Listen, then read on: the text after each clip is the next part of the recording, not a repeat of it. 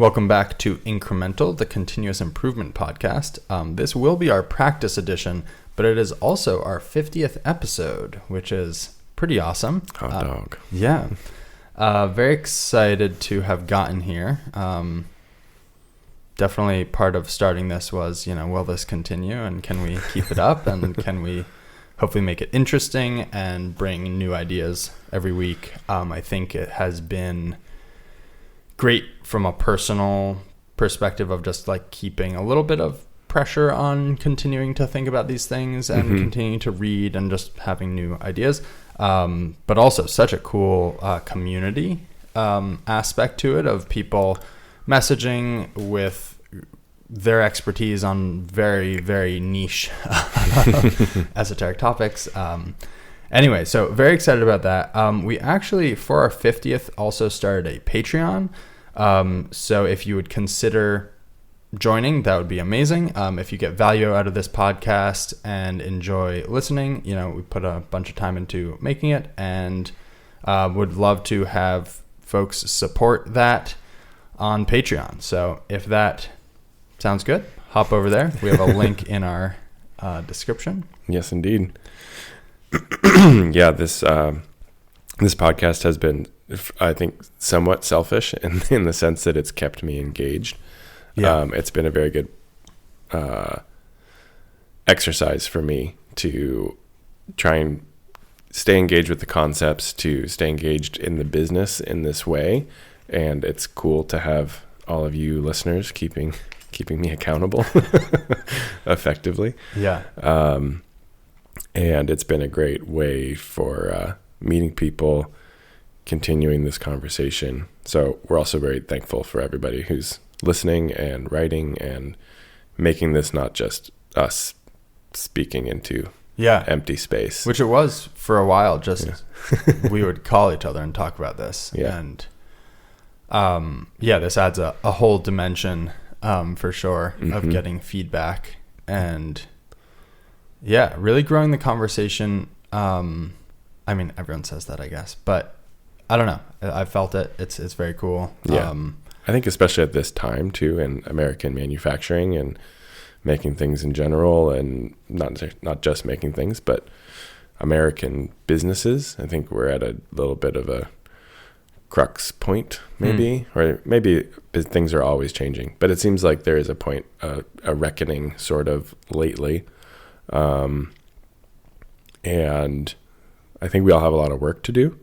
So it's kind of cool to be a very small part of us all doing it together, and not just American, because we have listeners overseas as well. But I mean, really, to me, like just bringing manufacturing, again, it's beyond manufacturing, but like making local business more viable.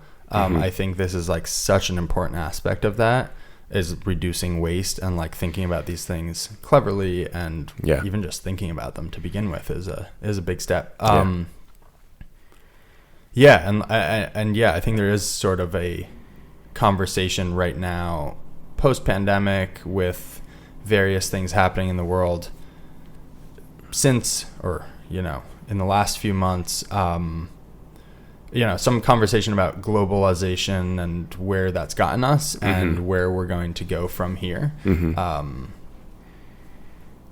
interesting time for sure. And system design and really digging into all these details and like rationalizing your production and, reducing waste, I think is going to play a huge, huge part in making local manufacturing and local business, I guess, more viable, because there are legitimate savings inherent in making things more locally. Yeah, for sure.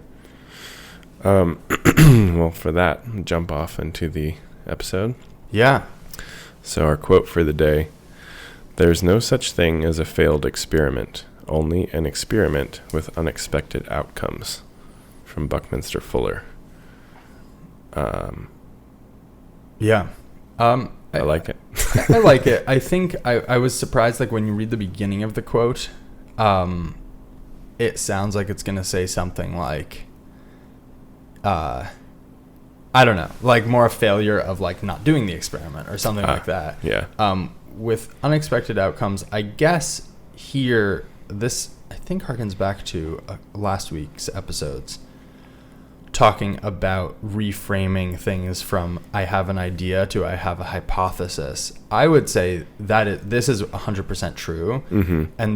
But I think people sort of accept that. I think a lot of people frame things that are actually should be framed as experiments as being framed as like a new initiative, right? So there's been no phase of like, we are hoping and counting on failures and learning from them. Instead, it's like, here's a new idea, we're going to pursue it, and then seeing those failures as sort of a judgment of the person who came up with the idea or of the idea itself. Yeah. I think it also speaks to people in general, I think, have a hard time. So there's that famous, I don't know what you call it, but example of when European ships first landed in like Central America. Okay. And the people there not being able to like see the ships because it didn't, like boats of that size didn't exist sort of in their frame. Oh, so it's like my eyes must be you cannot lying see to my brain. Yeah, well, it's like you literally can't see things that you don't have a concept for. Yeah. And I think this quote kind of speaks to the fact that oftentimes we see an experiment as failed because we have no conceptual comprehension of like a result that's outside of our expectation. Oh, interesting. Or a way of doing things that's sort of like outside of our established concept of how things get done. And I think this is a sort of an important way of saying like, you need to step back and actually see all like see the unexpected results. Don't just see a failure. Yeah. Sort of. And see things that you see things that you did not expect. Yeah. And see outcomes that you didn't think were possible. Which is like very hard because we're not built for it. Right. I've seen a few things in the last couple weeks, I feel like, about like the outcomes of learning with different premises. So one was sort of like if you tell a group of people to build the best box they can, you give them like pieces of wood and some tools, and it's like build build me the best box you possibly can, and then you give another group the same supplies and instead say like build as many different types of boxes as you can.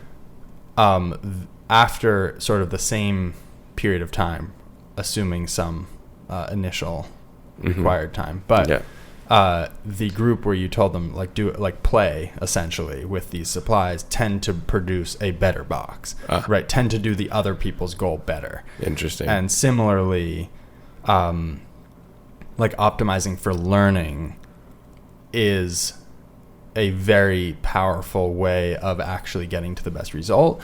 Also, there was this experiment, I'm forgetting who did it, but they were looking at different, like writing AI to figure things out. And this is from years ago, so a lot has changed in the field. Right. But basically a playful approach tended to get to a better result because optimization approaches often get to a local maximum, right? Like a hill climbing algorithm we've talked about. So I feel like actually, now that I'm thinking about it more, this quote, beyond just, you have to see those unexpected outcomes, but also it is very important to frame things as an experiment to fall into this paradigm. Yeah. Like what if you came to your boss, I'm kind of making this up. Also, well, you're the boss. If you have a boss. I guess my boss is my customers. And instead of being like, we are doing this thing, we expect it will save time in these ways, or it will have these results, instead saying like, here's kind of the hypothesis that it will do these things, but also like sort of an emphasis on it will help us learn these things. Right? Like actually for our company, we just accepted an order recently, very small order, for something we don't do. because I want to see how it is to do it, Yeah. because it's something we've thought about doing. And so it's like a great opportunity to learn. It doesn't need to make money. It doesn't need to be efficient. Yeah. It's sort of like a, hey, does this work for us? Yeah. Interesting.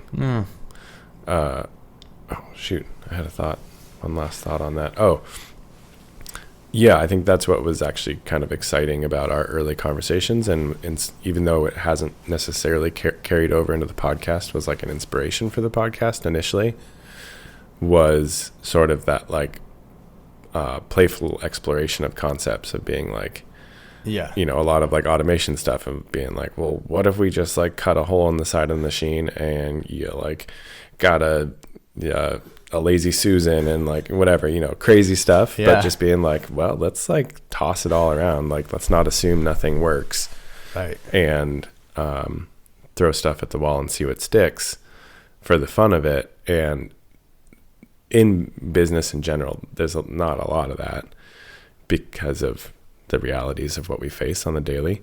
But bringing it back is really important. And I think that was very stimulating. Yeah. It's interesting you say that, actually. It's making me think of the, like the last episode we were talking about, like you have to do continuous improvement just to stay still, like never mind to make progress. You're just treading Similarly, water. I think there's a pushback against that like crazy brainstorming. And by crazy, I mean like pretty unrealistic. Yeah. Like not trying to be realistic, just having weird ideas and outside the box ideas. There's a pushback because it's like, hey guys, we need to make money. But actually, if you do accept the premise and the studies that have been done, I mean, they're not in business. It would be interesting. I wonder if there is like a business, like a Harvard Business Review, like survey. But it would be so hard to quantify how playful an organization is. It would be, yeah. But yeah, like I wouldn't be surprised. If you accept that premise and that research, it would not surprise me if outcomes of businesses that do have some of that are better, because I feel like sometimes you sort of like, if you're operating in this like fenced in yard and you're doing a good job and it's like, okay, how do we do more work in this yard? Like it probably behooves you to sort of figure out how to get up on a ladder and look outside of those fences and be like, oh, what's that over there? Like that's actually similar. Yeah. And yeah. It seemed like a lot of what came out of our early conversations too were sort of like, what do you call it? Like after effects or like side like tangents from a conversation where you'd be like, okay, so what if you buy a lazy Susan and you use a pneumatic thing to think, you're like, okay, well that's not going to work. But okay, so now we're talking about things that spin. What else do we know that spins? Okay, totally. Maybe we use this thing that spins. Like that's commercially available and designed for this application. Oh, that's a great idea. And so how do we get the thing on and off of that? Not all of these things we did. Yeah. But it's just a simple thing of being like, instead of being like, you can pick from A, B, or C, being like, you can pick from the alphabet. Most of these don't apply. And you're like, well, let's look at H. H maybe doesn't work, but what happens if you turn H on its side? Right. Yeah. I'm not sure you can turn it on its side, but what if you could? Yeah. Well, H is kind of next to I. I is a good option. Let's look at I. Yeah. And so I think just giving yourself that freedom to think outside the box, even if it usually does not immediately lead to the answer, but it will eventually lead to a good answer. And another side effect, now that I'm thinking about this, that I've definitely noticed is that as you brainstorm, or as we've sort of thrown around crazy ideas, I think I start to understand the problem much more fundamentally. Like fundamentally, what are we doing? Like we've tossed around all these ideas around lazy Susans and slides that come in and off the table. Fundamentally, we're trying to solve the problem of like real estate on the table, and that is a limiting constraint on how many parts we can fit on our mill, or something like that. Like you start to really, like it starts to kind of distill and crystallize into like a deeper understanding of a problem, which I think also has really powerful effects on your ability to solve it. Anyway, so totally, that kind of actually leads into something I want to talk about, which is not a direct improvement, but sort of the process of learning to improve. And as I've kind of mentioned, I think, we kind of had this early phase of doing lots of little 3D printed doodads and, our job board and kind of changing a whole bunch of stuff that was really obvious. And we kind of got through a lot of that stuff. And now we're in this next phase of trying to learn how to do this, like really learn how to do this. Yeah. Or even just not even like really learn how to do this, but like, how do we learn to start doing this as a group, as an organization, as individuals, and as a group. And so we're not making a lot of improvements right now. What we are doing is having a lot of problem solving discussions as a group, which I think is helpful. And it's hard to be like I wrote down in our thing, like a lot of group discussions about process. Does this count, as improvements? Interesting. 'Cause it feels like it doesn't. But on the other hand, when we're talking about like optimizing for learning and creating a culture, like I think this is sort of like the crux of it. Right. Even if I don't have necessarily much to show at the end of this week on a list. So why did I bring that up? I guess that's what we're doing right now. Yeah. And we're not focusing on individual improvements necessarily. We're focusing on tackling things as a group. And I think that's going to be really helpful for us to create sort of a common approach and support each other in learning how to problem solve and and also creating a common approach in thinking about whatever the problems that we are dealing with. It's like, I think it's good for people to be able to try things on their own and, experiment. And also I think it's good to have each other to bounce ideas off of and be like, we sort of have a common approach to some extent, and we sort of know the guardrails a little bit. So anyway, I just wanted to bring that up as like interesting. Yeah. Don't get so fixated necessarily on the right. Like making improvements is important, as we've discussed, to battle entropy, etc.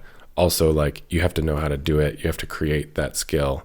It is a learned skill, and especially maybe in a system like ours that is extremely variable. Like jumping into small improvements is a little hard because it's not this so much of the same stuff every day. Yeah. So we're like developing a process to kind of tackle more general problems, which often tend to be, I think, a little bit more complex to break down. Yeah, it seems like more highly variable. Well, I think it takes a lot of thinking and pondering to start to see all the variability and start to see some commonalities maybe behind them. No, I think that's a great point. And actually, we just talked about this on the last episode. Like it just strikes me like managing for outcomes versus managing for process. Measuring things by how many improvements we complete in 1 week is 100% on the don't do this list. Right. And so, yeah, I think if you're on a process that you're happy with, I mean, I guess your happiness doesn't really count, but I think it does. No, it definitely counts. I just mean like it's not a good measure of if you're on the right that's not the business trajectory, perhaps. I mean, it does. Yeah. Globally, it definitely does. You have to be happy with what you're doing. But yeah, if that feels like a good process to be in, which sounds like a very good process to get everyone sort of thinking about these concepts. Like I don't see a scenario where that time is a waste. No, I don't either. So, and getting a bunch of more 3D printed doohickeys instead of waiting like a month and getting some like very substantial system changes or realizing, I could see that being much more impactful in the long run. Yeah. That's sort of the track we're on at the moment. Speaking of doodads. Let's hear some doodads. Love me some 3D printed doodads. Yeah. So actually this one wasn't and took us way too long. This falls into the category definitely hard of defects. We were having this very frustrating issue where cams were getting assembled, and only after pressing the pin in, which at that point it's like point of no return there, this problem would start of like binding on the pin of the cam. And what we tracked it down to eventually, and it would happen like we'd press it in and then it would have friction. Yeah. And it's like, damn. It slides, it pressed into the body, slides in the cam, or spins on the cam. And so we had a burr, and most of the time that burr would sort of push to the outside of the hole as you inserted the pin, and every now and then it would sort of like bend over into the hole, causing friction. And so had to reorder the cutting operations so that window, I don't know if people are familiar with our product, there's sort of like an oval cutout in the face of the cam. We were machining that after reaming the cross hole. Yeah. And so that had a slight burr. I don't know why it has started happening more recently. Could have to do with like dulling, the cutting tool maybe hit a certain point. Yeah. We changed it. Maybe it goes away, and maybe it only happens when it gets dull. Either way. So we reordered the machining operation so that the reaming happens after that window is machined. Makes sense. Yeah. And that I anticipate will fix it, but we don't know yet. So we will see. This would not be 100% or whatever it's called. What is it called when every part is checked? What's the term for that? 100% inspection? But like the Shigeo method. Okay. When at it's the next station, like subsequent checks or? Not statistical. Yeah. But the opposite. SQC versus zero quality control. Zero quality control. Yeah. This would not be that, but just doing I guess maybe it doesn't show up till after, but just doing like go, no go gauge pin test on yeah, so the funny thing is we could feel it on the gauge pin every time, but it was hard to push into the hole. But once it went in, it would, like, the burr would distort. I think what was happening is it would sort of push out. Right? So then it was fine. And it just had a bit of initial, like, move this thing out of the way. Now it's out of the way. But sometimes it was too much.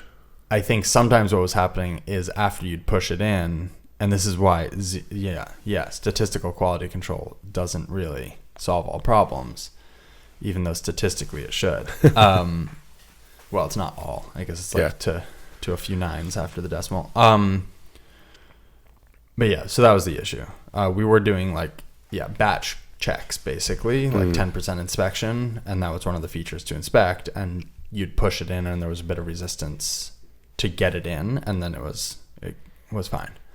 Except when it wasn't. We never caught that at the machine. We only caught that after paint. So maybe it had something to do with painting that burr. Maybe. Interesting. Hard to say. But yeah, well, I like that you're going to root cause instead, hopefully. Yeah, that was, root cause, it makes me a little uncomfortable that we don't know why it's an intermittent problem. But I'm pretty confident that this will fix it. The other thing is, like, we have put a lot of time into making sure our machined parts, like, we used to get a lot of machining rejects. We really barely get machining rejects these days. It has been really impactful for a few reasons. One being just like the waste of getting something all the way through the process only to discover its defect. Yeah. Worse than that is not discovering it's a defect and shipping it. Sure.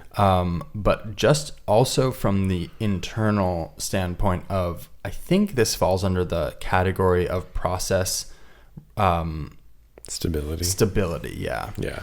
Like, people talk a lot about not trying to move to single piece flow until you have stable processes because you end up with like 95% downtime. Yeah. And that's in the Toyota Way, I want to say, where they sort of walk through that. Yeah.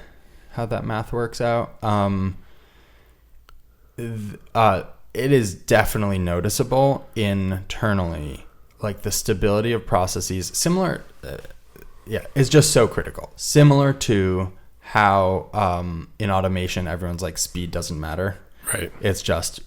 keep it. It's not just like process reliability. Yeah. For the same reason of, like, well, slightly different reasons, but it's all under the umbrella, which is just the confidence of coming back to progress instead of coming back to problems, really changes how you can lean on that. But problems are jewels. Sorry, coming back to jewels.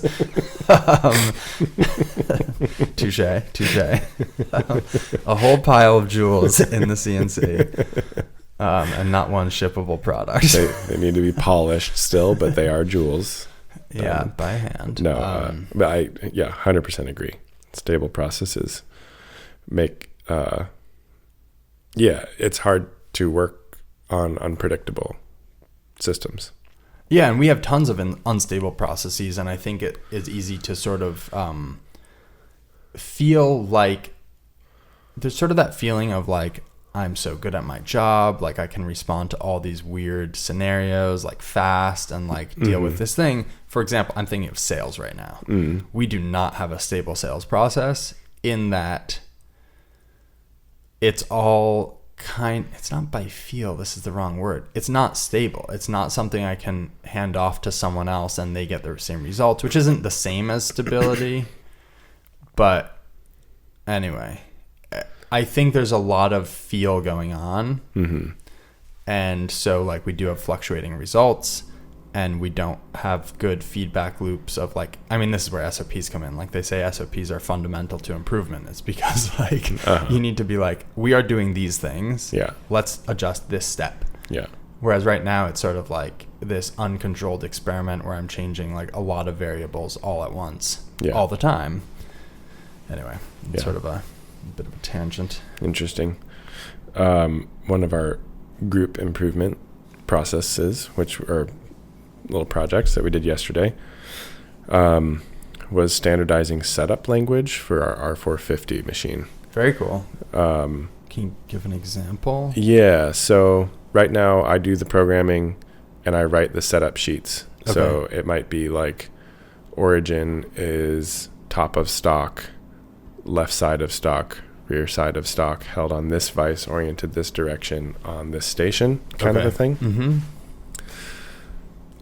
In general, the R450 has been actually a very easy machine to run and transition to. Okay. There's one major challenge, which is that everything is reversed in the loading position. Because it's a turntable style pallet changer. So so as you load it is mirrored. It's mirrored. Everything left becomes right and rotated, I guess. Yeah, front becomes rear. And so I've just been kind of like hodgepodging the language, trying to figure out a good way to describe these variable setups. And it turns out that some of us in the shop, or that we each kind of had a different way of thinking about it. Where do you standardize on? We standardized on... like, is it from the operator's perspective or the machine's perspective? Operator's perspective. Okay. Because you're the one looking. And then we just designate basically which station it's in. So it's either in the machining area or it's in the loading area. Gotcha. But left is left and right is right. So even looking through that front door. Yeah, from the operator's perspective, looking door. in. Okay. So it's loading left or it's machining left. Interesting. Yeah, And I could see this. Yeah, it can get puzzle. weird. Okay. I think probably where it's kind of the classic thing of like you standardize one thing and then that leads you to the next step. I think we will probably try and bias most of the setup instructions towards the machining area. Okay. For less variability, but there's some variations. But then you have to do like mental rotations and stuff. You do it either way. You can't just say like, as you're standing at the table, do these things. Yeah, but then you have to like set your origins in the machining area, so someone has to flip it for a setup, not necessarily for running the part. I'm sure you guys have thought. And have, no, these are the questions. This was the discussion yesterday. Gotcha. Like, well, what about here? Well, what about if you're doing this? Interesting. That's clever. Anyhow, it was becoming a problem, so it was a cool thing for us to kind of all tackle.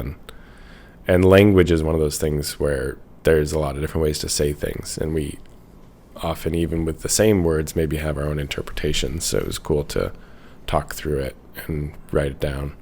Yeah. And at the end, try and get it down to something that was pretty simple, like 2 sentences. That's kind of like this is the rule. Follow the rule. And mostly me follow the rule. 2 questions. Do you have that codified anywhere? Yeah, we put it in our little SOPs tab. Gotcha. Is it short enough that you could print it out and like stick it to the machine so that like an operator could also refer to it? Definitely. Yeah. Interesting. My other question, what problems were you seeing? Was it like like people asking questions, or how did you flag it? How did you notice it? It was brought up to me. It's a great way. Yeah, the issues we were seeing was getting halfway through a setup and realizing that it had been done wrong. Okay. Because the description was either improperly written or improperly interpreted, depending on how you wanted to look at it. Right. And then a lot of like coming and asking like, what about this? What about this? What about this? So that was sort of the flag. Interesting. It's a good flag because confusion, the 9th lean waste. Mm-hmm. General chaos, is that what it was? General chaos. It's interesting because I think that can feel like we are experts and we are a high functioning team. Like we go back and forth, we communicate well, I don't know, and then become used to it instead of saying like, I mean, I've had this conversation. It sounds totally heartless and weird to be like, anytime we go talk to each other is waste. Yeah. How do we eliminate it? Yeah. Like it sounds like you're saying, let's stop collaborating and let's stop doing teamwork and let's stop being human. But really it is sort of like that indicates a problematic flow of information. Yeah. Anyway, that's why I'm asking, because I feel like those things are so common and so hard to be like, wait. We've had this every time. Like we have this in our shop with big orders. Yeah. I'm talking to the customer. There's this whole concept of like the customer's voice persisting on the production floor, which is a huge challenge that a lot of companies face. Like someone says, oh, hey, by the way, can you ship that UPS? Because USPS seems to always mess up with my address for whatever reason. And then it's like, oh, absolutely, we can do that. And then the person at the shipping station didn't have that conversation. How do they know? Or can you do a slightly longer strap? Or can you not ship it till this date? Or on and on and on. Yeah. So all these big orders, they come in and then we have the same issue where it's like, so Sam made a worksheet that it's like, fill this out and that should cover it. Uh-huh. Nice. I have not used the worksheet. Bad employee, you. Yeah, basically. This kind of does tie right into my other one.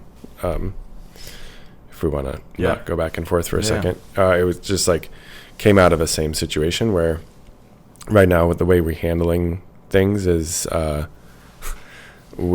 program, I write a setup sheet, load everything onto our ERP, and then usually Ariel, sometimes Quorum, he's learning, will do the setup, download the program, load it, and proof it, which I think the proofing it part is a little ambitious for us. Like I think a lot of shops, either the person who programmed it proofs it and then hands it off to production, or there's a programmer who hands it off to a machinist, like someone who's like highly trained, maybe can edit G-code at the machine, or they have some manner of like tweaking at the machine one way or another.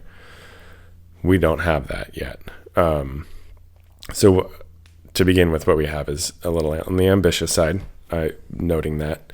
But right now what happens is oftentimes on a more complex part, or there was some challenge in the programming side, Ariel and I will have to have this conversation of like, okay, watch out on tool 6. It might dig into the soft jaw, or, it's going to rotate to A on this operation, watch for clearance on whatever.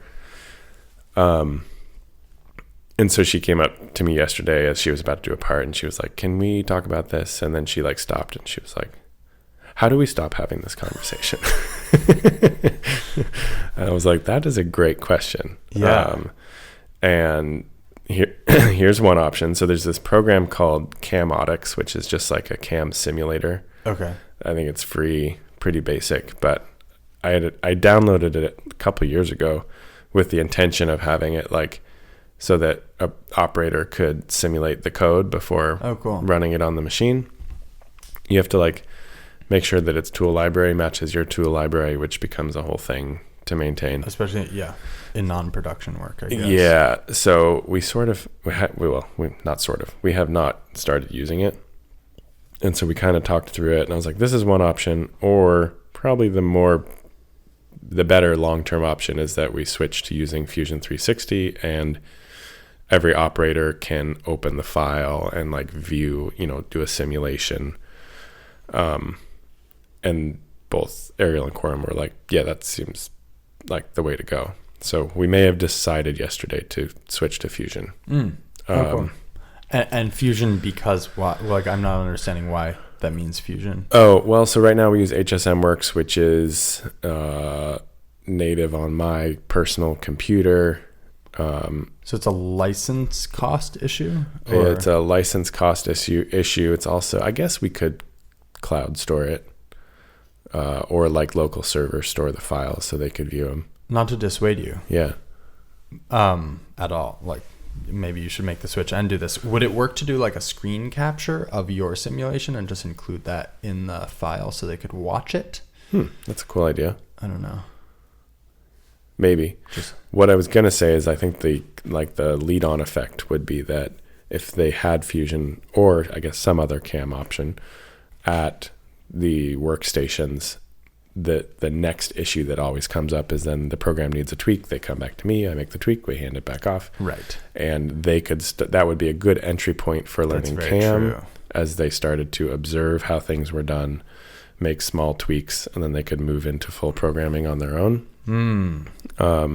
That seems like the way. It seems like the way. Yeah. So I hadn't really considered SolidWorks for every machine because that starts to get, there's two things. SolidWorks starts to get expensive. The bigger issue really is that HSMWorks is no longer supported. So eventually we have to make some switch regardless. This seems like a great time for your organization to do it. It does. I mean, better than any future time. It's better than any future time. Yeah. Better time would have been like 3 years ago, probably. Yeah, the best time to plant a tree is 10 years ago. The second best time is today. Yes, exactly. Yeah. This falls squarely into that category. Yeah, the Fusion 360 tree. Yeah, unfortunately, our HSM tree has pretty big roots already, so it's going to be I know the feeling. It's going to be a chore to dig up. Anyhow, so Makes that sense. was cool to have their feedback into something I have been cogitating on for a while, contemplating, and then like saying it out loud to them made it very clear. It was like, oh, I guess we need to do this. Just what we're doing. That's interesting. I've felt it is so hard. I'm sure some people are better at it than I am. Like fully handing off control of things to the team, being like, I'm not involved in this. Yeah, it's a struggle. I feel like with a lot of these things, it's sort of like, you tell me what to do, seeing as you're like, I don't know, there comes a point where they know more about what makes sense because they have a different job. Yeah. And yeah. On that note, Sam has been... we bought this program to be able to write new programs for our sewing machine. Yeah. We got it finally on the machine. He figured out writing a program in it, which is amazing. We got an email a while ago. This is how he sort of lit a fire under his butt to get moving on this. We got an email and someone was like, oh, hey, also consider writing a new program for your machine and doing it all in one operation rather than two. Right now we sew both bar tacks. So you stand there, wait for one to finish, move it half an inch, wait for the other to finish. Oh, yeah. A bunch of waiting. It's pretty silly. So an opportunity for defects. Yes, certainly. Yeah. Not just opportunity, realized opportunity. So he was kind of like, after that, he was like, if they're saying we should do this, like, let's just do it. So so I had the program, which I had bought for $700 for a program that is archaic Anyway, whatever. Fine. That's totally affordable if it does what we're trying to do, which it should.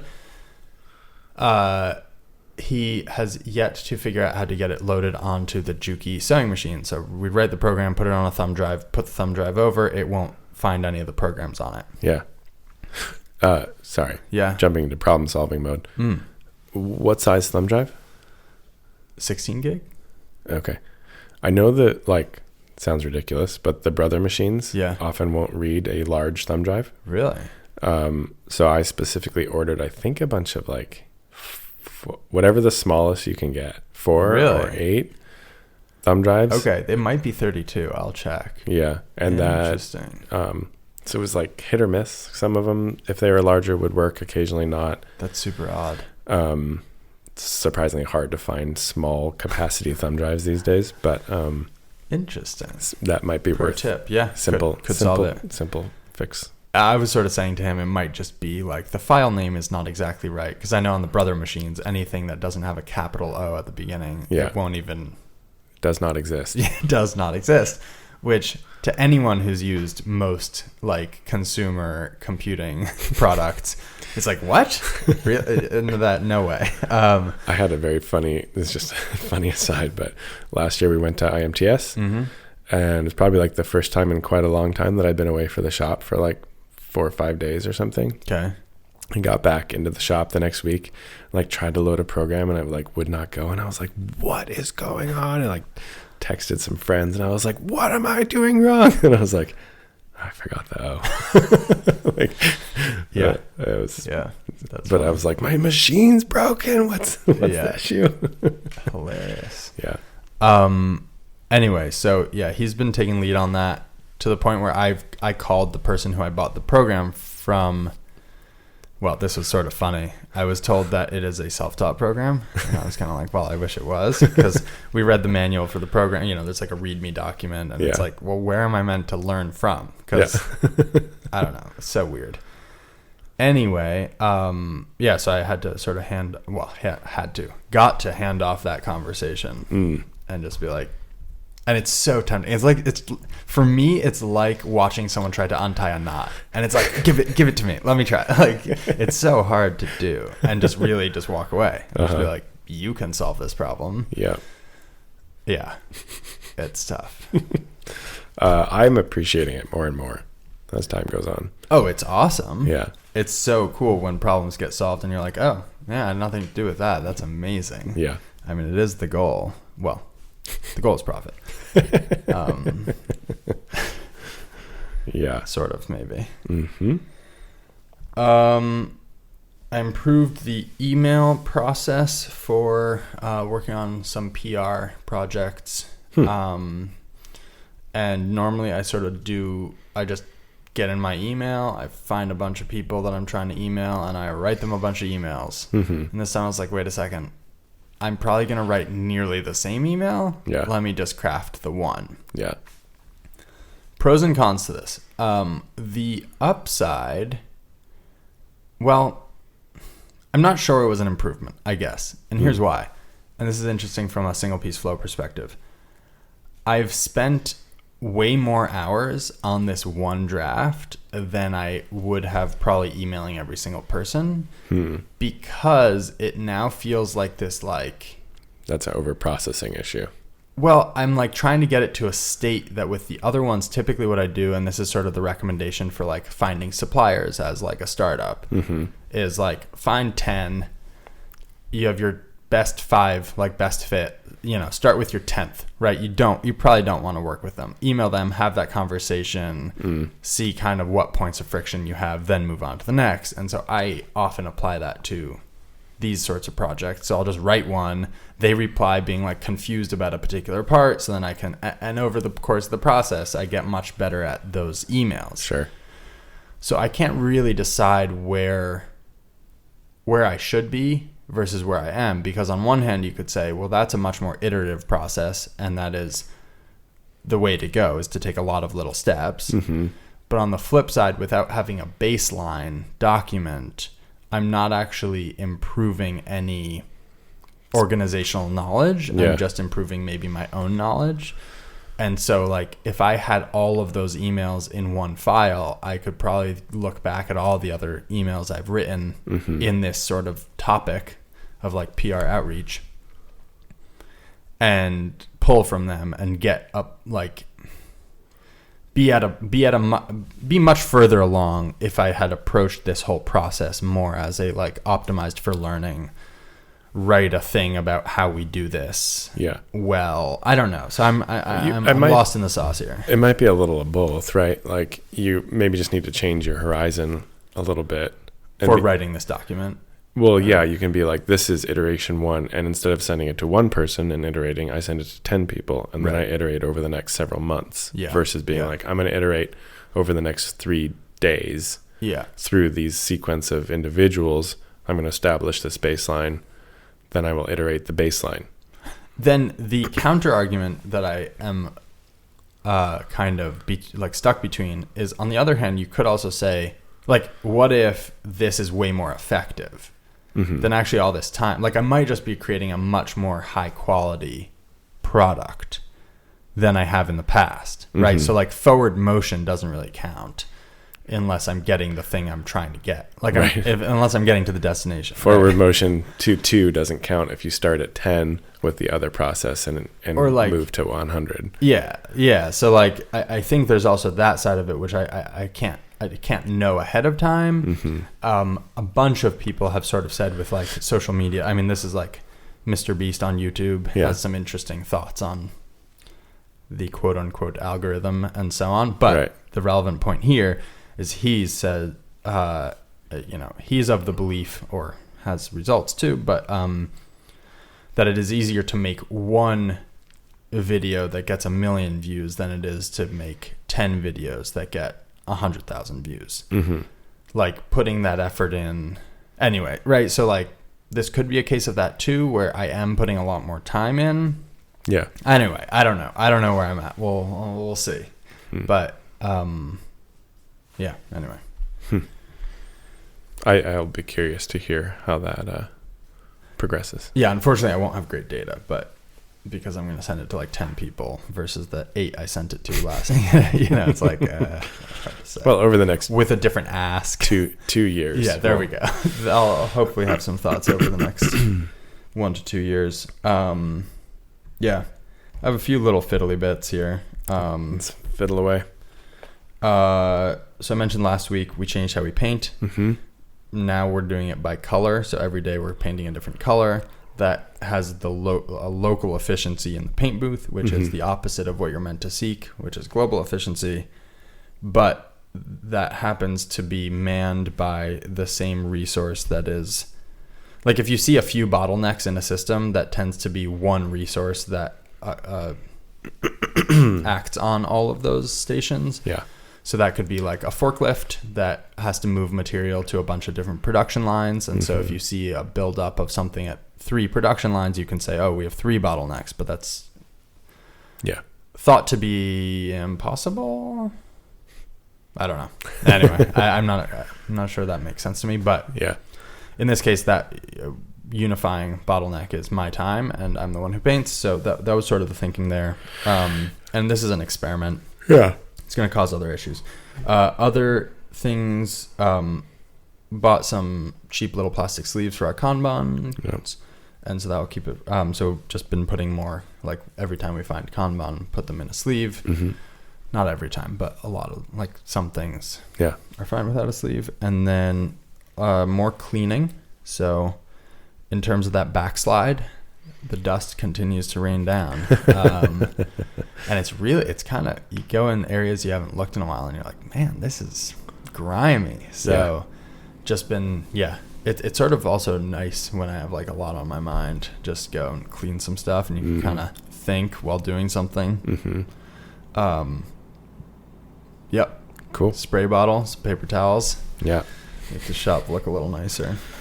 And also find problems proactively. I think is part of the theory. Have you found any problems that way? I don't want to talk about that. That's a good question.